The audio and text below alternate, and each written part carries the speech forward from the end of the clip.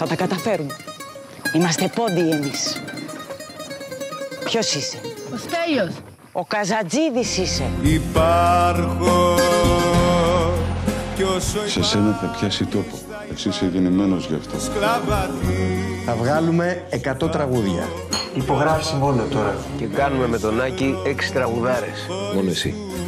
Μόνο η φωνή σου μπορεί να τα πει. Άρε Άκη. Υπάρχω. Μ' αγαπάει ο κόσμος το γιούκα σου. Εσύ είσαι ο πρίγκιπας μου. Ο Στέλιος, η κυρία Γκρέι. Στέλιο, είσαι όλη μου ζωή. Ο Τζαμ Καζατζίδης τρέχεις πίσω από τα φουστάνια. Σταμάτα! Έβαλα τα χέρια μου και έβγαλα τα μάτια μου. Εδώ να μείνεις. Να κοιμάσαι με τη μανούλα σου. Η ζωή μου όλη. Είμαι η Κίτσα. Γεια σου, Κίτσα. Μου αρέσουν πολύ τα τραγούδια σας. Δύο πράγματα κοιτούσα στη γυναίκα. Να της αρέσει το ψάρεμα και να τα πηγαίνει καλά με τη μάνα μου. Πόσο χρονών είσαι, πιτσιρίκο? 17. Και πώς σε λένε? Χρήστο Νικολόπουλο.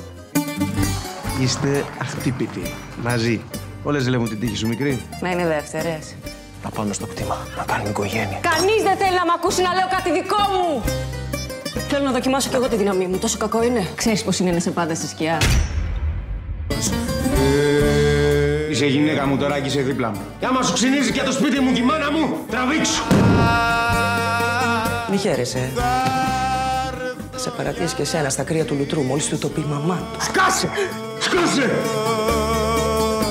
Θέλει γερό στο μάχη αυτή τη δουλειά και εγώ δεν το είχα.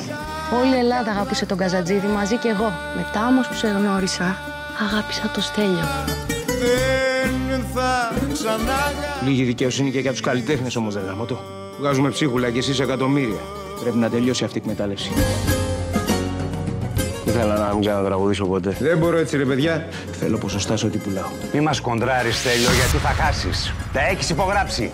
Τα ξευπογράφω τότε.